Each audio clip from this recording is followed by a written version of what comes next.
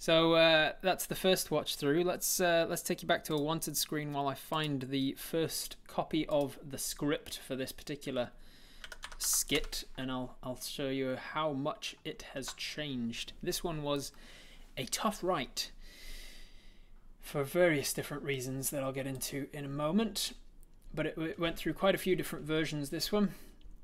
So first edition, you'll see, wasn't even Wizard. Alpha joined the party. Thank you very much. Appreciate that. Oh, 9 months. Little Twitch baby we've got, Alpha. Got a little Twitch baby. Congratulations. So this earliest edition, it was one of the earliest ideas that I had for this skit. Just that, like, there's always a problem player.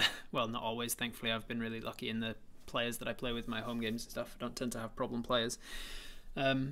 But often you can find a problem player and they're a pain in the ass, and eventually the party decide to just let them die if they don't actively kill them themselves. So I knew that it was going to be a skit. Originally it was going to be Fighter, because I had Wizard as being the squishy one that goes down, Fighter as being the arrogant one. I'd kind of started coming up with ideas of like, oh, maybe Paladin's this kind of person and maybe Warlock is this kind of a person and stuff like that. But it was before I'd sort of solidified who was going to be what trope. And then one of the like second or third edition of this particular skit is when I decided that Wizard was going to be not only the squishiest, but he's going to be the most arrogant as well, which is complete juxtaposition because he should know how squishy he is and how often he goes down, and so obviously there's humour to be played with there. But it meant changing this script into what you see was very difficult, as you'll see in a second. Interior dungeon, any dungeon. I wasn't trying to limit myself because I was like, just any dungeon. Night or day, it doesn't matter. Location, whatever. Wherever we can find. A dungeon room. Rogue kneels by a wooden door, picking a lock. Fighter stands over them and Paladin sits, shining a shield.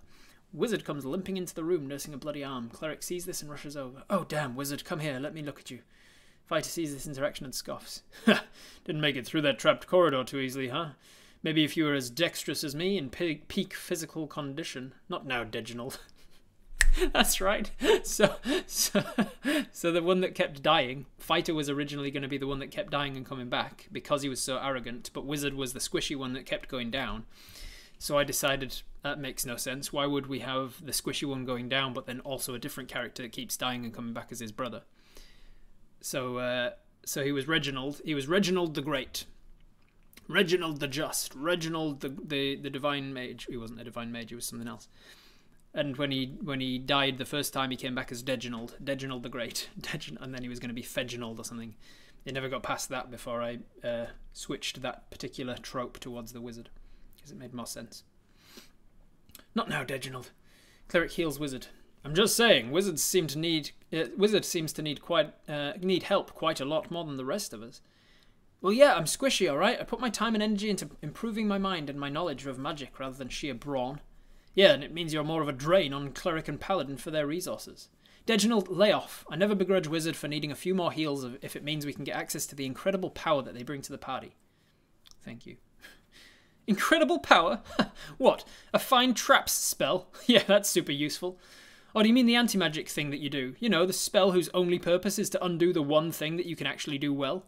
Oh, no, wait, you mean a few firebolts. Please, I inflict just as much damage to our enemies as Wizard does, only I don't get too tired to keep swinging my sword after I've used it a half-dozen times. You see, this is what we mean, Deginald. You're displaying a perfect example of why we don't mind that Wizard is a little behind on power at the moment. Unlike you, Deginald, Wizard understands that we're a team, a party. We can't survive alone, and when we help to fill in for each other's weaknesses. Yeah, well, maybe that's because, unlike you guys, I actually can survive alone. Ha! Oh, you don't think so, little man? I'm self-sufficient. I can attack as often as I need to get the job done. I can bolster my own stamina without needing you guys to jump to my aid. I can tap into a well-honed reserve of energy for a surge of action whenever I need it. And, if I get tired, I'm as good to go again after a minor rest. So this is Fighter giving a bunch of fighter abilities that he can do. Without using the game mechanics terms for it, because he's speaking in character. So he can have extra attack, and it doesn't use any spell slots. It doesn't use attack slots to use them, so he can attack as often as he wants. He can bolster his own stamina, meaning fighters get a feature called Second Wind, where they can heal themselves once per short rest. He's got Action Surge, so he can move with extreme power if he needs to. And even if he's used all of those things and he's a little bit tired, they reset on a short rest rather than a long rest. So you don't think you need us, huh? I can't think of a reason I would. Okay, Reginald, come pick this lock for me, because I'm struggling with it. Oh no, a locked door. I guess you've got me there. I truly do need to be part of a team. There's no way someone like me could open a wooden door like this without help. He lifts his sword to punctuate his sarcasm. No, I think you might not have realised. He doesn't need us or our respective expertise. Wizard shuts up and fighter swings at the door, splintering the wood and setting off the arcane runes around the doorway, which send out a wave of psychic energy over his body, racking him with intense pain, sending him crumpling to the floor. I guess you didn't recognise those markings were from the school of evocation and usually indicate a trap of some kind. If only you had a better education. Are you okay, Reginald? Do you need my help? So I already had the idea, you can see it coming through, that like Cleric is against him, but he's not too against him to be still like helpful. Like, hey, do you need my help? His instinct is still to be motherly. Fighter stands again, tries to save face. No, it may have looked like I didn't see those runes, but I simply knew that my physical training would have prepared my body to take whatever it threw at me, and I was right. His nose starts to bleed. Besides, without any of you slowing me down with inane arguments over when to rest and when to continue, I am my own boss. He turns and blinks away the pain before strolling into the next dark room. Oh no, it's awfully dark in here. If only I had Sorcerer here to give me dark vision. Oh wait, another person replaced by a simple item. In the darkness, only punctuated by the light from the previous chamber spilling through the broken doorway, Fighter draws a torch from their bag and lights it with a tinderbox. The light illuminates a cavern and hundreds of tiny eyes above. Fighter is immediately set upon by huge swarms of bats attracted to the light. He shrieks. What is it? Fighter starts swinging his sword, killing only one bat with each swing. Nothing! I'm fine! Wizard, off-screen. So you didn't find a mob of easily killed monsters that I could finish off quickly with some sort of area of effect magic, but which you will have a difficult time killing one at a time? Nope, nothing like that. Nothing I can't handle. Oh, good. Fighter perseveres and kills enough bats that the others flee, but not before getting dozens of little bites and cuts on his face and hands. He regains composure and looks around, seeing an old rotting chest next to a decayed bed and skeleton. A look of relief. Oh, look, a chest of the old resident's most valued possessions. I wonder how I'll divide the loot and healing potions among my party of one. He arrogantly grabs the chest, which sticks to his hands, and opens an eye. Oh, hey guys, you know what? The rest of the party now standing in the doorway, illuminated by his dropped torch, but he can't see them from his position, stuck to the mimic. Yeah, what's up, Reginald? The mimic starts to eat him. I feel like I've proven my point. It would be arrogant to continue without you now! No, you're quite right. We'd only slow you down. Say, what did you find in that chest? It was amazing. You should definitely come and check it out. Quickly, please. Fighter dies. Pause. You know, I think I will go check it out. Me too. They all walk into the room towards the body. Oh look, a nice sword. Fighter 3 appears at the door as well. Oh, hey guys, what are you looting there? Oh no, my identical brother Reginald. Luckily, I, Reginald the Great, was here to avenge him. The rest of the party groan. Quite a change, I think you would agree. Sup, Castigo? Enjoy your lasagna el pesto?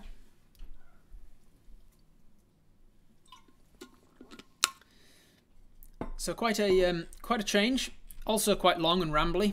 Definitely needed lots of edits. You can tell it's very much a first draft thing. Get your ideas down, go back and change it and cut things and whatever. It's 6 pages long. Well, 5.5, 5 and a bit. And generally, as a rule of thumb, a page is a minute of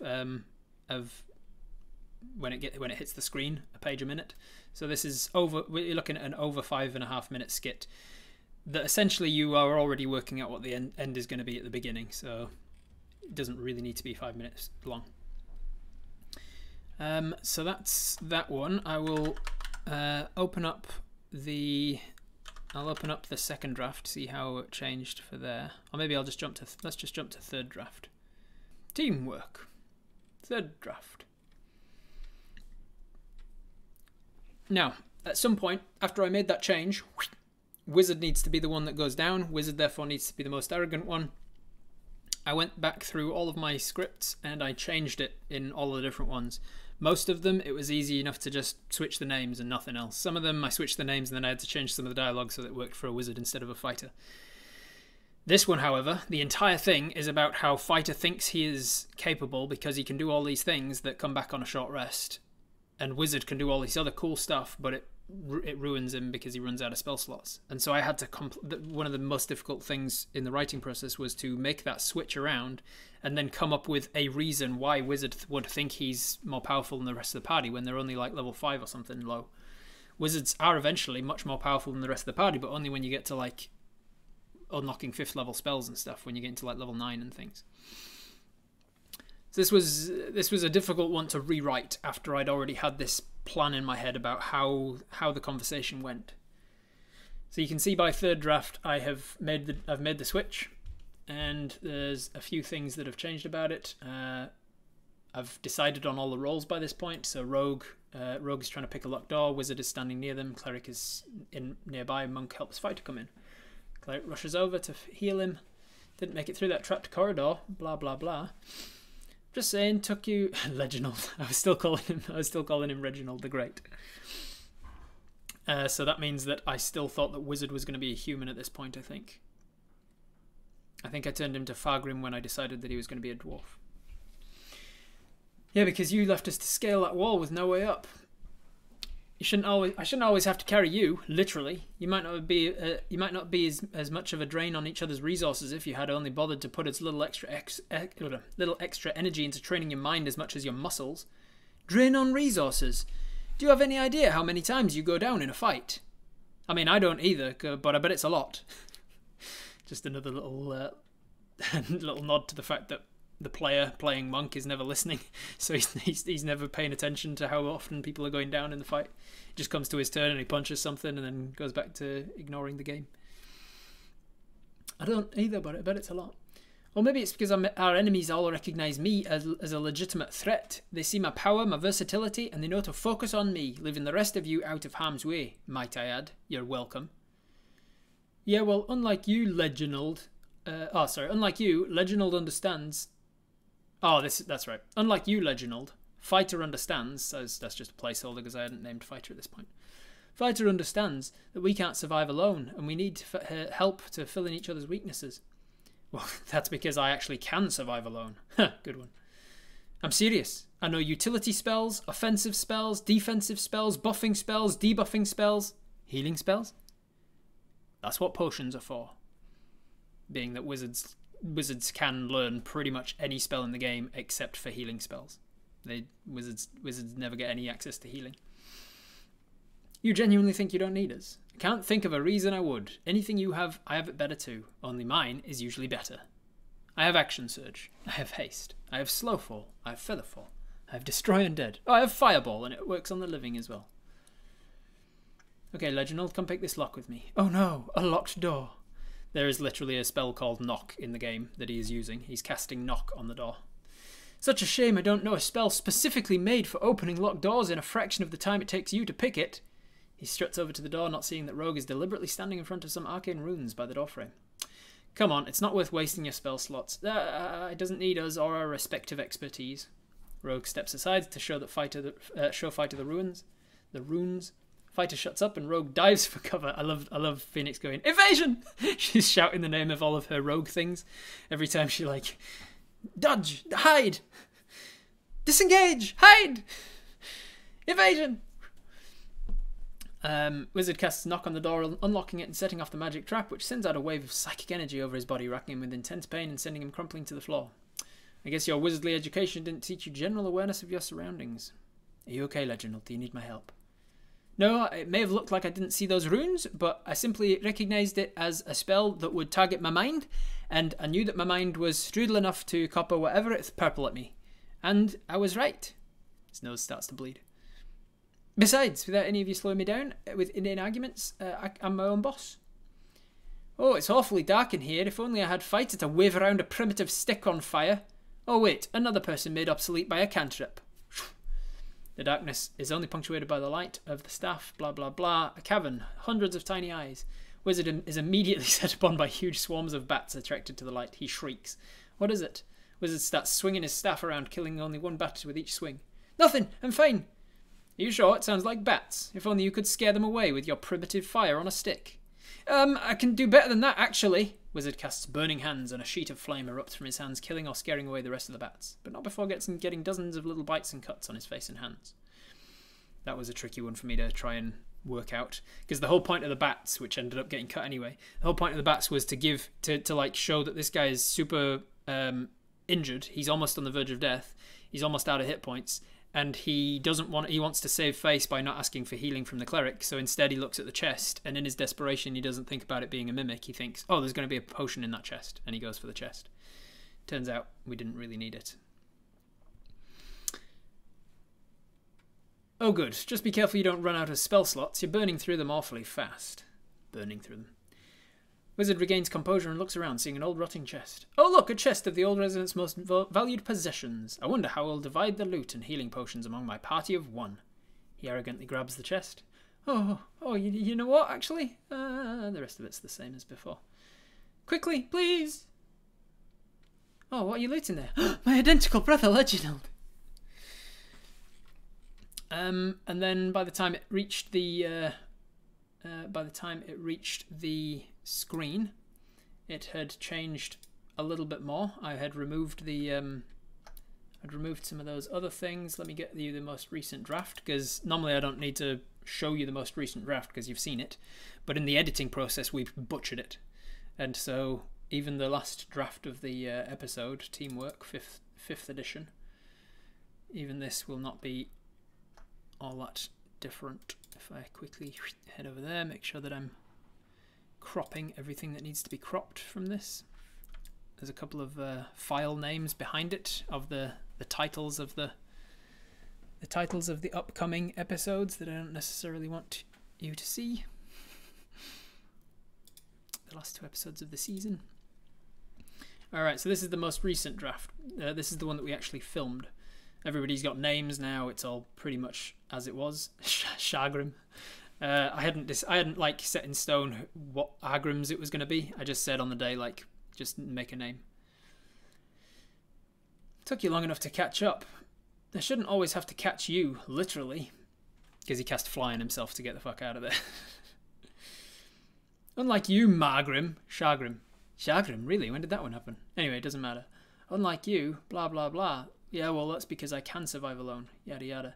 I've got utility spells, offensive spells, defensive spells. So we filmed all of this. There's bits out there that were cut.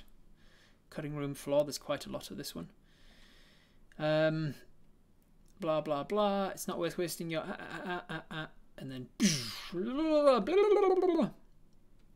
I guess you didn't see the runes. No, I did. I just knew that my mind was strudel enough to copy whatever purple at me, and I was right.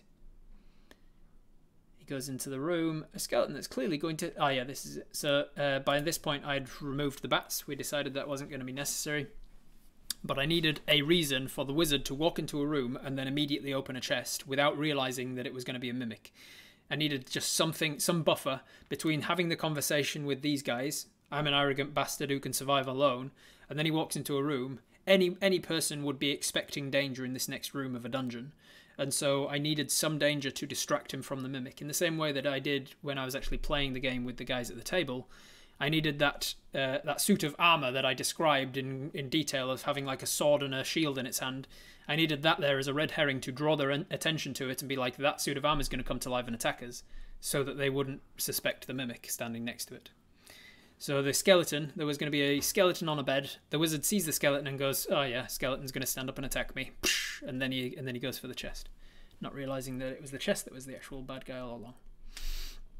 Oh look, a skeleton that's clearly going to attack me. Also, doing so gave me the chance for him to have one more dig at some other abilities. I know that by this point I hadn't actually got a paladin in the party, but I wanted to dig at the paladin ability of divine sense, which is a fucking garbage.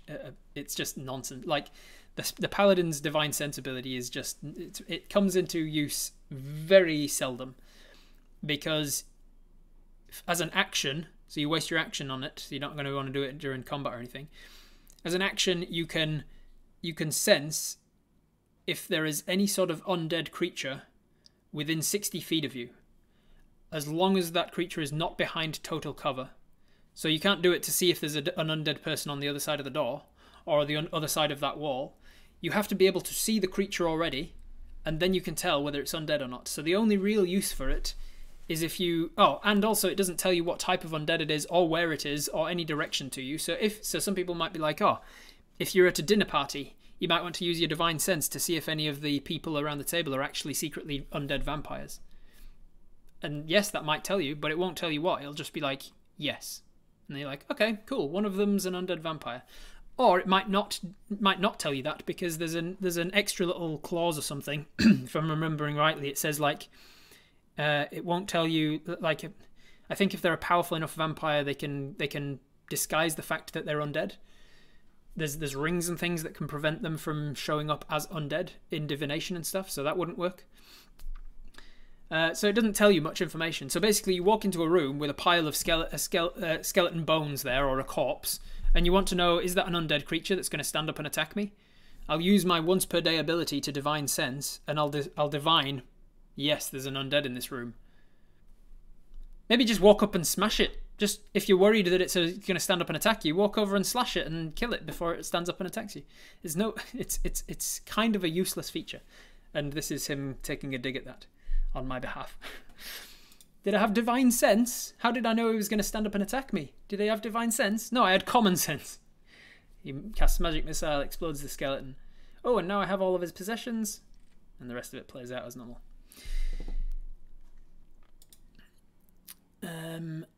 Alright, I can uncrop all of this thing, and we'll watch it through again. And I'll stop and start and tell you a little bit about how we filmed it and what the editing was like. Just for clarity, I probably should have removed that bit because bards can choose a caster list. What are you talking about? Bards. Wizards cannot learn divine spells even if it's from a spell. Bards and wizards can copy any arcane spell they find, but not divine. That's why they can't learn healing spells. Bards can heal, and they can also cast divine spells once they get to their... I can't remember what it's called. It's not meta magic. They get to an ability where they can take a spell. They can learn a spell from any other class spell list, so they could learn divine spells at that point. Probably should have removed that bit because bards can choose a caster list, so they could choose cleric spells. I had also typed but deleted that sorcerers can actually learn healing spells now too. Yeah, sorcerers have got divine origins as well. Are there things that you chopped that you wish could have stayed? Yeah, there's a few things. This one got butchered in the edit. It was quite a difficult one. Short question, did you ever have a player like this at a table? No, thankfully not. I have ways of dealing with people, namely just talking to them like adults. If somebody starts to become like this sort of a player at the table, it's gonna come out in a normal adult conversation. Healthy social relationships will allow for this to be sorted out. You just say, hey man, can you cut back on this need to be the person at the table? Like, it's fairly straightforward to just talk to people. You kind of conflate in primeval awareness and divine sense. Both garbage, but divine sense is 1 plus your charisma times. Yeah, it tells you the location of undeads, fiends, celestials, and consecration and desecration. Yeah, still garbage. Like, it's not like, yeah, you walk into a room with a fiend in it. You generally know that there's a fiend in it because it's a devil and he's eating your guts. You walk into a room with a celestial in it, you can generally tell. It's for like picking out if somebody is hiding in disguise, if there's an undead fiend or celestial that's hiding in disguise, passing themselves off as a person, as long as they're not smart enough to also be wearing a ring of undetection or something, ring of non-detection as it's called. Sup, Dead Aussie Gamer, how's it going? We had a horribly arrogant player like this once in our game. We had to cross a 4-foot deep stream. He was a dwarf in full plate, and we just let him drown. He was extra pissed when he pulled his body out to get the plate mail to sell later. I bet he was, yeah, because you tried to solve an out-of-game problem with an in-game solution, and that is not a good way to do it. Unshakable feeling that you're being watched. Thank you, Dag. Don't solve your out-of-game problems with in-game solutions. If a player's pissing you off at the table, talk to them at the table. Talk to them as normal people. And if that doesn't work, boot them from the game. Say, we're not having fun playing with you, you're gone. So this one is This one got to the edit and it just felt the parts that were just like in the script it seemed fine. When we heard it out loud, when we saw it in the edit, I was like, okay, that bit can cut. We can cut this bit. We can cut that bit. But I got it down to a thing that I thought worked, and then Adam came in and was like, nah, we can cut this bit and this bit as well. We can cut this bit and this bit. And so there's parts of the dialogue that I'm personally not happy with, but such is the creative process. So I like that. That's to demonstrate that his fly spell is just wearing off. He was flying. He touches back down. It gives a nice little starting action shot, the way that he leans against the wall, sets up the start pretty clearly that he's like, I'm arrogantly waiting for other people to finally catch up to my brilliance.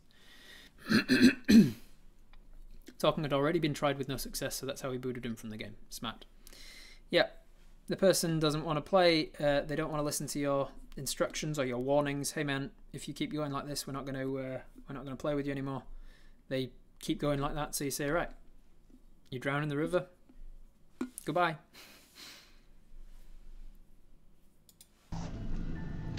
Oh God! These things are cool. So we had we've got a couple of comments in the YouTube saying like, I couldn't get over how the light cast on the walls isn't flickering properly. It's really distracting. I'm like, if that's what you're looking at, Jesus Christ, we've done a lot wrong.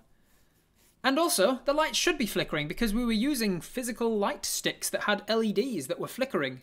As we were holding them, the LEDs are flickering on and off and stuff so that we can use this practical effect. He was the brother of one of our players. Oh, that's an awkward one to try and kick out of the group then. He just invited himself along. Ugh. Tried working with him, talking with him. All he wanted to be all about him, so we just kill him. That sounds like a good way to end it if you've already tried the talking route. My passive If diplomacy fails, kill his character. Following me. Absolosibin, thank you very much.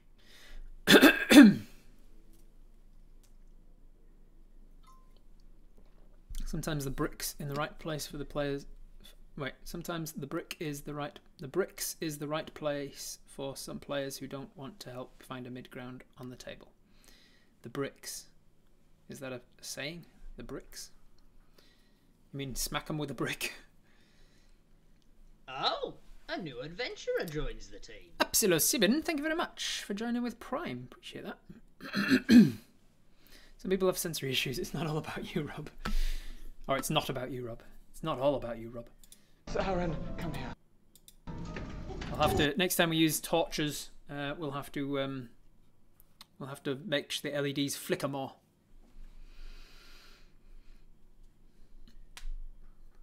I bet it wasn't a real mimic either. It's so hard to get mimic trainers these days, especially when you're about to go into a lockdown. It's just crazy. Hitting the bricks. Get him to hit the bricks. Gotcha. Didn't make it through that trap corridor too easily, did you, huh? I think also for season 2, something else I would like to change is the I love the nose, but I just don't think it needs to be made up to look more like it's an actual part of his face. It's way too much like an obvious prosthetic nose. It doesn't blend well enough with his face. So I think we'll put some, I will ask them for season 2, I'll ask them to put a little more into the makeup budget maybe to, because the makeup's amazing obviously, don't get me wrong. It's not like we shit out on the makeup, but the prosthetic nose on this guy and on Ben I think could have worked better. Easily, did you, huh? Perhaps if you learned how to fly like I did. Not now, Zlagrim. All I'm saying is that Zlagrim. Did not know Lagrange. Lagrange. Lagrange is a mathematician. Why has it got Lagrange but it doesn't know... I mean, I don't expect it to know Zlagrim, but why has it got Lagrange in there? took him too long to catch up. Yeah, because you left us to scale that wall with no way up. I don't see why I should always have to carry you. You're... Literally.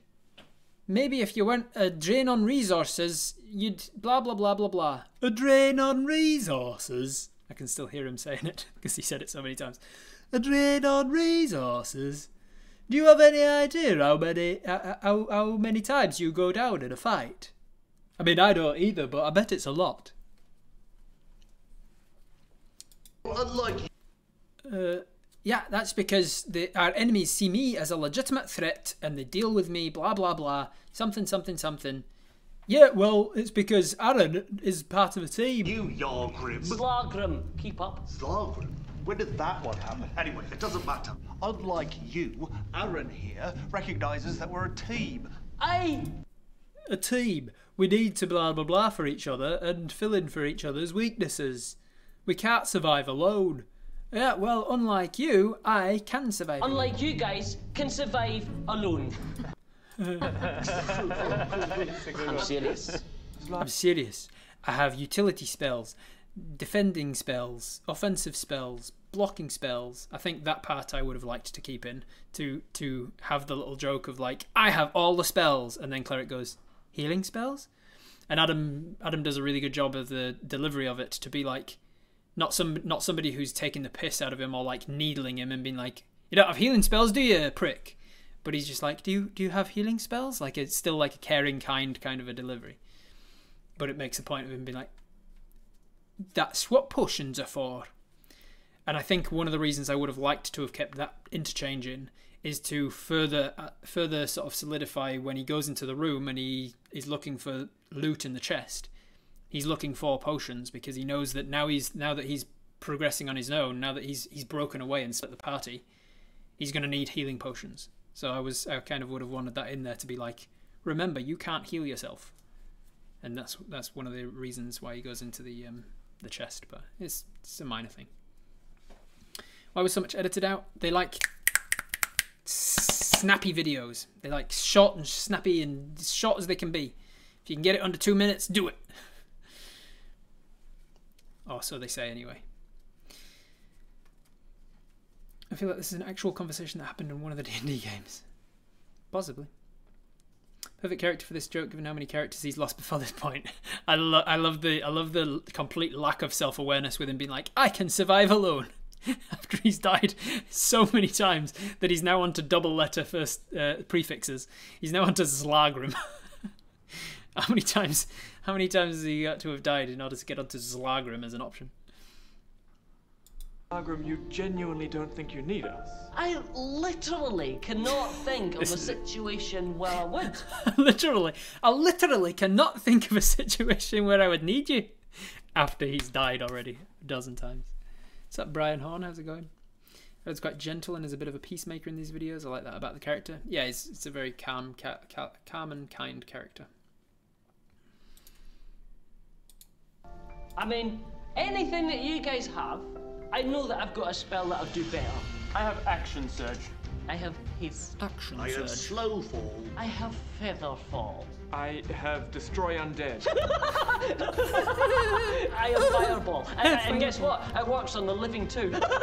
Okay, I love his performance brings so much to the character that I couldn't have possibly written. His little laughs. I have Destroy Undead. I have Fireball. And guess what? It works on the living too. Okay, Zlagrim. Come and help me fix this lock, because I'm struggling with it. I like how there's an urban team and a wilderness team. Was that intentional? Not really, no. I did obviously want to spread them out a little bit. It was designed, this whole campaign, this whole overarching thing that's going on behind the scenes, it's designed like a West Marchers campaign, which is a type of campaign where you have a much larger pool of players. They can't make every week. You're not intending to make every week. But it's very much player-driven rather than DM-driven. Instead of the DM turning up with a story prepared and the players just turn up with their character sheets and they're willing to be passive and be like, oh, what's the DM prepared for us today? It flips that mechanic. Instead, the DM just provides a world and says, this is the town. You've heard rumours to the north of a witch. There's rumours to the east of some orcs attacking some towns. To the south, there's a haunted swamp. And to the west, there's something else. A new adventurer joins Universal Death Squad, thank you very much. Woohoo, 6 months. And with what's known as... I love this series. Thank you. With what's known as a West Marchers campaign, you have a pool of a lot of players, usually like 9 or more. Maybe even like 30 or something. And they independently, that you've got like a group chat for everybody, they independently say, hey, who's free this weekend? Thank you. Thank you, Brian Horn, I appreciate it.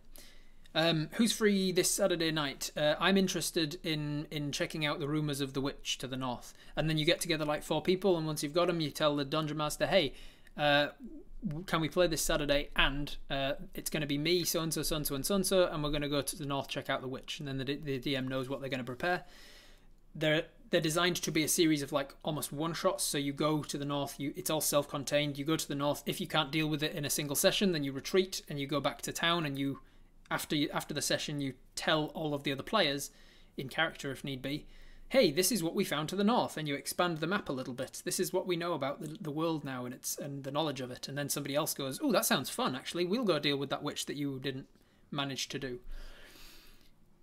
So long story short, this meeting, in the first episode you see a half a dozen, what is it, like 9 people, maybe 8 people around the table or something.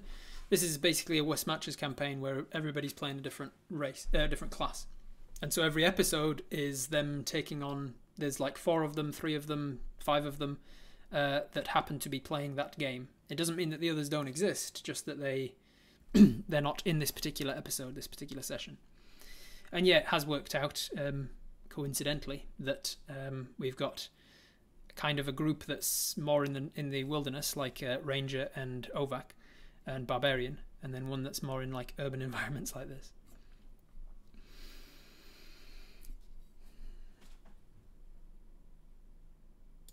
Oh, if only I had a spell that would help me get through a locked door. Come on, you don't need to waste your... He doesn't need us or our respective expertise. This is one that I was a little worried that wouldn't come across too easily, because it like, I don't know if people will understand the nature of a trapped door, or the fact that when you cast a door to unlock. This is why I was. This is one of the bits that was harder, because if it was a fighter and Rogue was standing there like, you know, blah blah blah, and then the fighter just smashes down the door, it's quite easy. Much more understandable that smashing down a door physically might trigger some sort of a trap. Whereas this one, he casts a spell on the door, and then that might get confusing as to, like, it looks like he's cast a spell on the runes. So I'm not sure that it got told quite in the way that I would have liked, but maybe I'm just being picky. Knock! I like that the effects like seem to spring from, it comes from the lock and hits him in the face, which makes it a little clearer. Evasion! I like that the glow, whoosh, it comes from the lock, it hits him in the face, and particularly it like glows up his eyes a little bit. If we'd had more time and I could have been a little more picky with my my notes, I would have probably sent them back and said, can you make it not glow like fire? Can you make it like purplish energy or something, so that it's more obvious that it's psychic damage and he's not getting hit in the face with a fireball. I was going to ask, had to make some assumptions here. What's the spell on the door? Just some psychic spell, something like Mind Spike or something. People not understanding a trapdoor. A trapdoor is the most D&D thing ever. Yeah, it is, a lot of the cookies, but you got to remember that I'm writing these for people who don't know D&D as well. I have to keep in mind that the people watching it are other people from Viva La Dirt League's channel that aren't already D&D fans necessarily. I'm trying to get people into D&D. I'm trying to show people the fun that D&D can give you, and so I can't just assume that people understand about the concept of a locked door. Of course, you're going to have trapdoors in like in video games and stuff, but I don't want to make that assumption, so I wanted to try and make it obvious. Evasion! Looks like lava spitting out at him. It does, yeah, and I would have preferred them to make it a little bit more psychic damage. I like that he kind of glows, his face glows a little bit, and it's quite clear that the rest of his body isn't glowing, so it is like affecting his head. And then from his performance, obviously.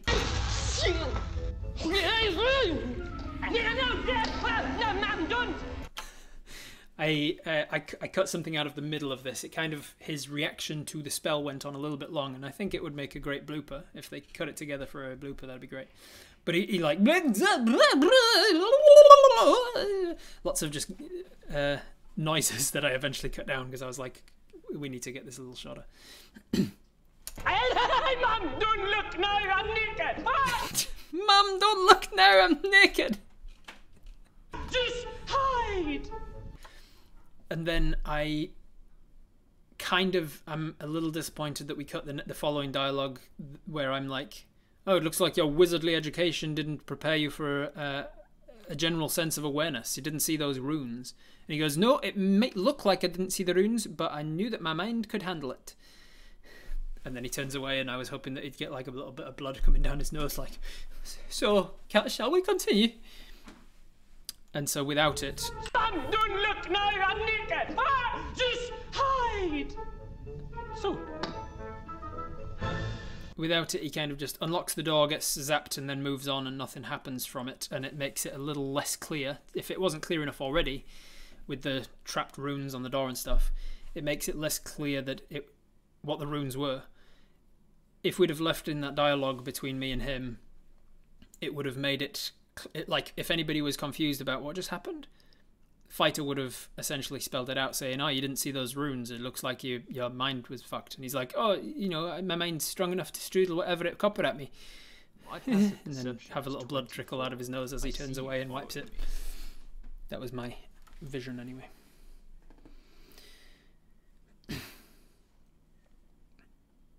I had no clue what spell it could have been, but I gathered that it was some sort of trap from the glowing runes, and the way Rogue was physically blocking them from Wizard's sight, but not showing them to everyone else. That's... well, glad you picked up on that. Oh, a new adventurer joins the team. Alphagaga, thank you very much. Wait, does Dag do Pathfind? He never mentions it. The end where he leads heavily on the staff sells it. Well, I'm good. I'm glad, rather. Alphagaga, thank you very much for subscribing for 2 months. You think this works better? It might well. Like it got to the point I didn't fight it because I was too close to it. I'd watched this thing get butchered and torn apart. It went from completely different script in first edition to quite a different script by third edition. Still made a lot of big changes by fifth. And then we filmed it, and then the edit came down and cut this bit out, throw this bit together, move these bits, and by the time it was over, I was like this close to it, and I was like, does this even resemble a creature anymore? Is there flesh on this bone? I don't know. I don't know if the joke's working. I can't tell. I'm too close. Is 24. So I didn't fight it when whoever it was suggested we cut that bit. I was like, fine, we can cut it if you want.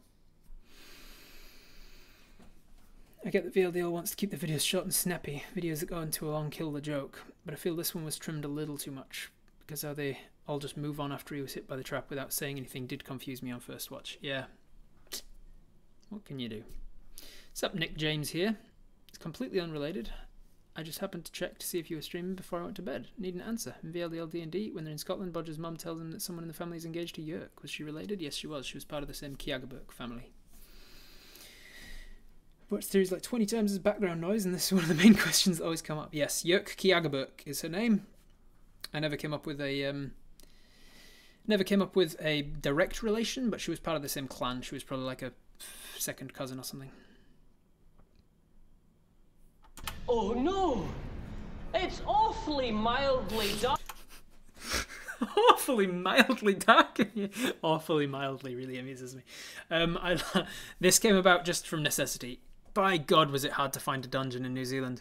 There's no dungeon. We don't have like old history. We don't have like Middle Ages buildings. Like in England, you walk down the street and there's 200 buildings within a mile of you that have all been around since the Middle Ages. It's crazy. So in New Zealand, we don't have that kind of history. We don't have castles and things. And so finding something that works as like a dingy stone dungeon, boy was it difficult. So this is in the cellar. This is in the lower level of the temple that you see in the next 2 episodes. The one that you see from the trailer. And so we had to improvise. We had to make it look like a door that could work. We had to cover up all kinds of shit in the corridor. All this stuff in the corridor, you might be able to see. Like, this is a fake. No, this is not that one. This is a fake wall here that's covering up a fuse box kind of a thing. When you see back to the wizard, we've shot the whole thing like really tight angle on the wall, because right behind him is like a storage cupboard that just does not look medieval at all. It was quite hard to find something that worked for it. But this room works. He walks in, and it's like a downstairs rectory or something for the church. And once we removed everything, those pillars kind of worked. We got the windows behind, and we said, hey, in the script it's like pitch black in here, and it's literally lit only by the room that's spilling through the light that's spilling through the doorway. We can't do fuck all about those windows. We can't cover them. It won't look good. So we're like, let's change it from being pitch black to being just mildly dark. And then it makes even more of a joke about the fact that Fighter is carrying around torches that are now obsolete, and it reinforces Wizard's self-righteous position that he doesn't need Fighter or his stupid torches. And so with him saying it's awfully mildly dark in here, like a Sunday afternoon was entirely Byron's doing on the moment, and that's one of my favorite. It's like one of my favorite lines. It's one of my favorite because the script is, oh, it's awfully dark in here. If only I had Fighter to wave around his stick on fire, and then he casts light, and he's got light himself. He doesn't need Fighter's stick, but in this situation he doesn't even need light. Oh no! It's awfully mildly dark in here, like a Sunday afternoon. Thank God Alan, our earthly human, has bought primitive light sticks. What an idiot. What an look, idiot. There's a skeleton. He's gonna come up and attack me now. How did I know? I don't. Now Byron is fantastic at coming up with all sorts of shit, but I need to remember for future seasons, I need to get a few takes of him. I just give him the script and let him go. The Sea Train, thank you very much. 11 months now. I give him the script and let him go, but I also need to remember on the day to get us to ask him for one take where he just says the lines as I've written them. Because when it came to editing, like some of the pacing things that we were trying to deal with was like, oh, the joke I'm making here. Thank you, Max May. The joke I'm making here is, oh, there's a skeleton. He's about to attack me. How did I know? Did I have divine sense? No, I had common sense. Divine sense, common sense. That's the setup and the payoff. But instead he goes, he does all this. How did I know? I don't know. Did I have divine sense? No. Do I have something better? Yes, I do. What's that, Target? Oh, I don't know. It's a thing called common sense. Because he has this whole conversation where he talks to himself before getting to the common sense line. And I'm like, we can't do that for time. I need to cut it down. And it's so difficult to cut in the middle of like a improvised self-conversation. No. Do I have something more powerful? Yes, unfortunately, Wraith, we went and checked out the stuff in Devonport. There's a very, very strict sliding scale between what looks amazing and what sounds amazing. Those old military bases in Devonport look amazing. There is a room there that is pretty much exactly as I imagined it when I was writing the next episode. It looks like a dungeon. It is like a perfectly circular room. It's got pillars. It's super dark. It's easy to light in exactly the way I wanted it. It's perfect, except for the fact that it's perfectly round and it's made of stone and it's all the things that I wanted it to be, which means that it's just the worst thing for sound. You can, like, all of the sound is directed exactly back at you from wherever you are in the room because it's a perfectly circular room with stone walls. And so we would have had to ADR the entire thing. So we had to find like something that looks good but is actually doable with sound, and it's just crazy. Physics and shit. Yeah. Yeah, I don't know. Do I have divine sense? No. Do I have something more powerful? Yes. Common sense! Up until the day that this was getting released, I was still giving notes on it. That's how much of a pain in the butt it was being with editing and trying to get it right. And one of the last notes that I gave was the blast wasn't selling it for me, that he's like destroyed this skeleton. So I asked them to put in those bone fragments that fly off and you can hear them scatter on the ground, so that it's a little bit more clear that he's like hit it with something forceful, like a magic missile or something. Common sense!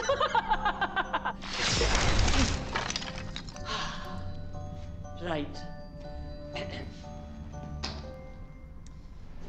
You might think so, Batmerp. That's not how videoing works for like film purposes. You can't record the video with echo. You have to record it. You have to record it clean and then put the reverberation on it later, so that it sounds the way that you want it to sound. So you've got just enough echo that you can still hear the lines. It's a very particular process, all of the sound mixing for a movie and things. You have to record it as close to clean as you can, regardless of what's happening around you. And then you put in all of the effects afterwards, the Foley, the wind, the sound effects, and the reverberation and the echo and stuff.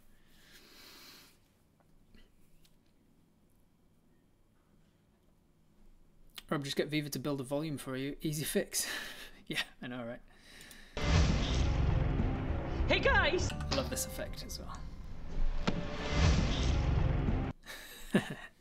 It looks so good.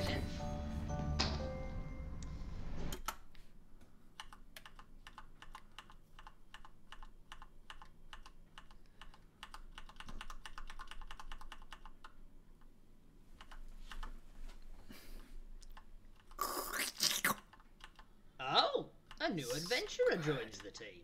So good. Harem of Kurusu, thank you very much.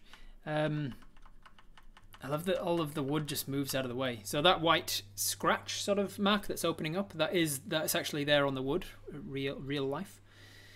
Harem of Kurusu giving to Batmerp, giving a total of 2 times 23 in the channel. Nice. And that's when he knew he fucked up. Yeah, and that gnarling sound as well. Common sense. Attack the skeleton because skeletons are more common enemies, and then oh shit, a mimic. As soon as he realizes, oh, it's a mimic. I don't even know. Like, this is an area of filmmaking that I literally would have no idea about. I've no idea. I can just say I need an eyeball to open up in this chest, please. Somebody do that. I've no idea how to do it. I wouldn't know I would open it up in Microsoft Paint, and I would erase a tool, the entire thing, like shot by shot, eraser.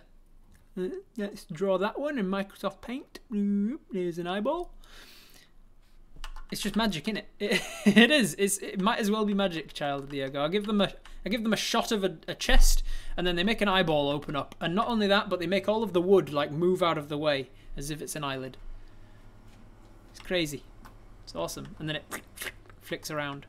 So they showed me a couple of different versions of it. It was tiny at first. It was in a different position. I said, "Nah, let's have it real big in that whole center, right between the two metal bands." Hey guys! What's up? Adventurer joins the team. Thank you, Harem, for bringing in Child of the Ego even. The blending... I was going to say the blending on his nose is a little bit better here, but nah, not really. He's got a little bit too much of a pink skin than the nose has. We need to add more pink next time. What's up, Zalgrim? Hello, guys! Do you want to come in? Phoenix said, I think she said Zagrim there, maybe because she was struggling with the name Zlagrim in a French accent, or maybe she just forgot or whatever, but I was fine with it because it kind of just makes another little hint that maybe there's been a Zagrim at some point that's died, and she's just like, they're all blending together for her now, and she's forgetting which one's which. Yeah, I think I've definitely proved my point. I think it would be quite arrogant of me to continue on. No, you're quite right. I think we'd only slow you down. Say, what did you find in the chest? Oh, it's amazing! Come in, check it out! Please, quickly come in, Please, check it out! It's amazing, look at all these lovely colours! Please! Look at all these please. lovely colours. Quickly! You know, I think I will go have a look. I love how the eye opens and moves to look at the character. Yeah, it's a good little touch, isn't it? Like the eye opens and focuses on who it's looking at. Okay, guys. Sorry I'm late. What you been looting? And they're all just accepting of it as well. Like, yeah, here he comes again, as we do expect. Oh no. My identical brother Zlagrim the Great, dead as I live and breathe. We're all just waiting to hear who he's going to be now. And he gave us a different name in every take. And this was my favourite by far. Like I didn't have to fight for it. I had to ask for this take in particular, because the editor gave me a different one, and I was like, "That's good," and it's a lot snappier, gets to the punchline quicker. But I really don't want to lose the silent P. No worries. Aye. Paladin. It's like he's discovering it as he's saying it. No worries. Aye. Patagram with a silent P. The Great. Vow to avenge thee. Patagram the Great. And because he says the P of Patagram, it means that there's another P in there somewhere that's silent. So it's either like double P Tagrim or it's like Patagrim. Somewhere in there is a P that's silent. I love it. I love it. I love it. I love it. And then we kept rolling after that, and it ended in the right place. But we kept rolling anyway, and I was like, Patagram. Okay, Patagram, everybody. This one's Patagram. And we all leave the room and start continuing on. It didn't really need to continue. Patagram with a silent P. I fucking love it. Glad you fought for it. It's Patagram. Or he forgot that it's silent until after he says it. That also works as a joke, though. Is if it's just P Tagrim, and he's trying to get people to call him Tagrim again, like he's gone all the way around full circle, and he's back to needing to reuse letters. But in order to get away with reusing them, he's now just adding silent letters to the beginning of them. That would also work pretty well. Yo, what the fuck face at the Patagram. This one. No worries. I, Patagram with a silent P. The Great. Oh, okay. Vow to avenge thee. Guys, like, I literally have not laughed like this in years. Me and my mate Scotty here have been laughing our asses off. He's actually laughed till he's dead. Because you know what? He's liked. And he's subscribed. And he's checked out all of these videos over here.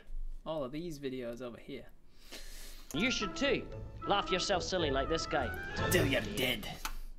So don't forget to take his advice, everybody, and subscribe to Viva La Dirt League and Viva La Dirt League D&D if you haven't already. They're amazing channels full of amazing content. Until he's dead. It's a good one. It's the antepenultimate episode, everybody. The antepenultimate episode. Antepenultimate. A six-syllable word for saying third to last. This is the third to last episode of the season. We have two more, both also filmed in the church location. They are the only two that are very closely linked together. They're still standalone. You still don't need to have watched one in order to watch the other, but they're very much a two-part series finale, as it were. Two-part season finale. Will there be a season 2? I'm hoping so. Nothing's been said for sure, but there's no reason why not, really. It's been successful. People have been enjoying it, engaging with it. I've got lots of ideas. We've already got all the costumes created, so there's a reduction of cost and everything. I would be surprised if they don't do a season 2. It would be for reasons outside of our control, I imagine. Speaking of season 2, though, I am kind of concerned about the Byron character and how I'm going to continue him, because I feel like the joke will get old in season 2.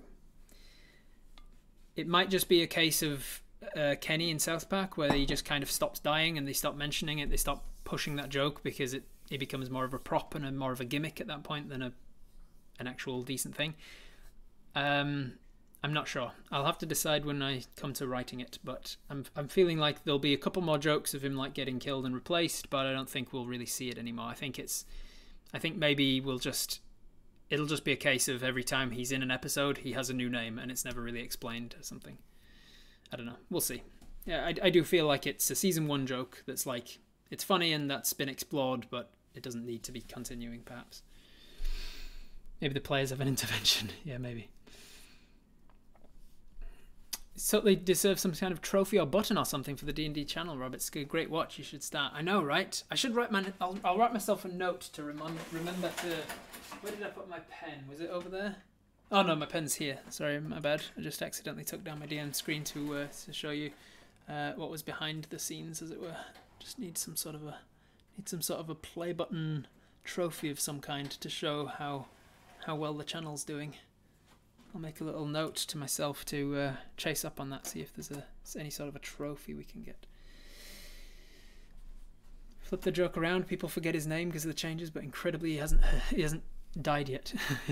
Yeah, maybe. Just re-rolls his character. So you keep the same characters? I think so, yeah. Again, that's another thing that might change in Season 2. They might play different characters. But one of the draws of doing a Season 2 for Viva is that it will have the same return without the same investment. They won't have to buy all of the same costumes again. They won't have to buy all new costumes because they've got those costumes already. So me turning around and being like, oh, for Season 2, you're all playing different characters. It's not going to go down well. I've got a lot of things that I still want to explore with a lot of the characters. Wizard's kind of, his joke is done. But all the other characters still have a lot of exploration to do. So I could theoretically just replace Byron, I could replace him as the actor if he wasn't interested in coming back for Season 2. I could always bring in a warlock instead of a wizard. But also I could just have Byron playing a different character, like he's rolled up a new character, he's sick of playing wizards or something. I don't know. There's ways around it. If it becomes a problem, I can find out a way to fix it. Am I wrong to think he should have said dead more like deed? No. Dead. Scottish dead. You're dead. Dead to me, mate. You're dead. Omnipotent DM voice tells him to stop being such a jerk or he'll get kicked. Yeah. Need to binge watch the D&D Logic series. You do. Need to binge watch it. There's 8 episodes out currently. 2 more coming. And then a supercut probably. Have you got any ideas from Ep8 yet for D&D Logic? I don't think so. Maybe. I can't remember any off the top of my head. This gag isn't getting old at all. I don't know. It feels like it's getting old to me.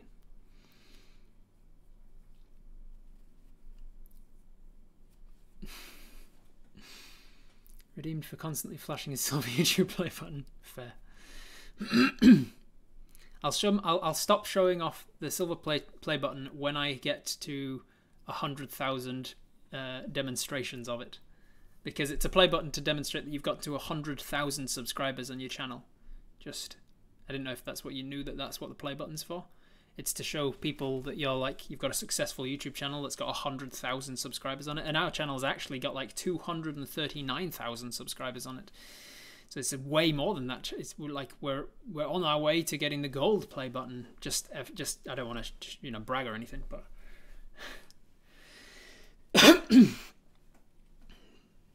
what the fuck is that? Is that for the D&D channel? I had no idea it's that popular. You've done well, mate. Thank you, Spates. Appreciate it. Would be neat seeing one player pilot another player's character in their absence. I do have a skit idea about that. It's going to be harder.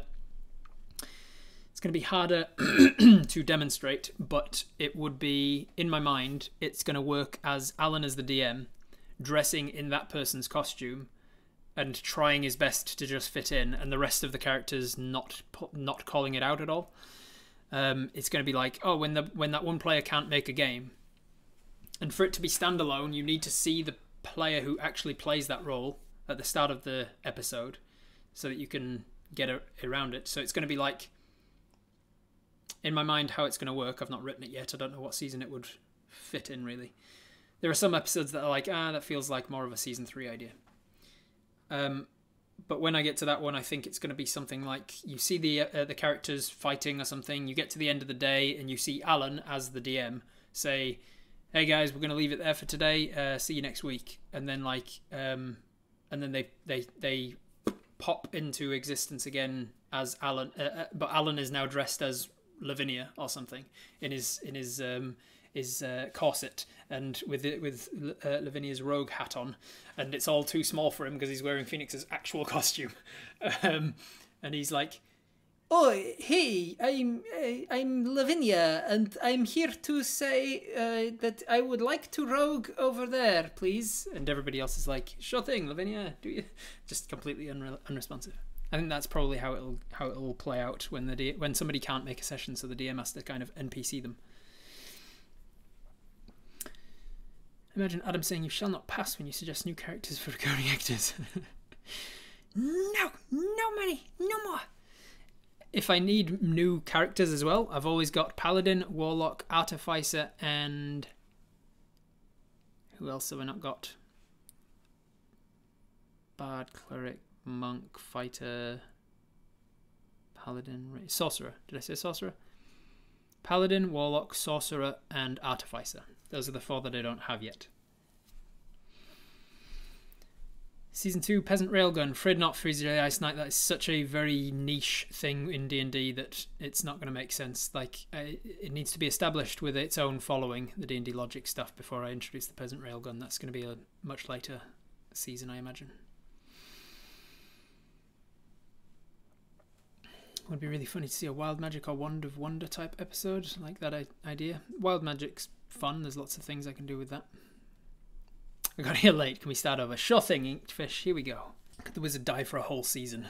Potentially, if Byron didn't want to come back, or if we had too many in the cast already and I needed to cut one of them just to keep things smooth, keep costs down or whatever, I could be like, "You're out, Byron."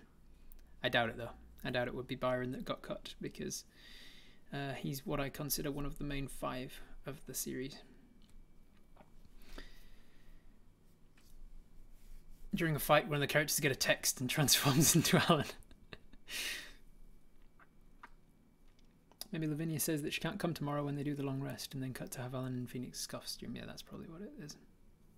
Yeah, it'll be something like Alan pops in as the guy that they're fighting or something and says, "See you guys next week," and Phoenix's character goes, "Oh, I can't make next week. You guys should still play without me though." And then they're like, "Okay, cool. We'll pick up from here then." And continue the dungeon. It'll make it really clear that they're in the middle of a mission and they can't just like time skip or downtime or whatever. And then Alan becomes the Phoenix character. It'll be something like that. I think Alan in any of the other people's costume would be really funny though. Alan in bald cap with. Speaking of which, there are so many people that think the barbarian is Alan, and quite a lot of people that think Byron is Rowan. In this skit, there's a couple of comments being like, "Man, I can't even recognize Rowan under all that nose makeup and stuff. He's doing a really good accent and blah, blah." I'm like, how long have you been watching Viva stuff? Long enough to know the actors' names, but not long enough to know their faces. All right. Well, I think I'll leave it there. Thank you very much, everybody, for joining me.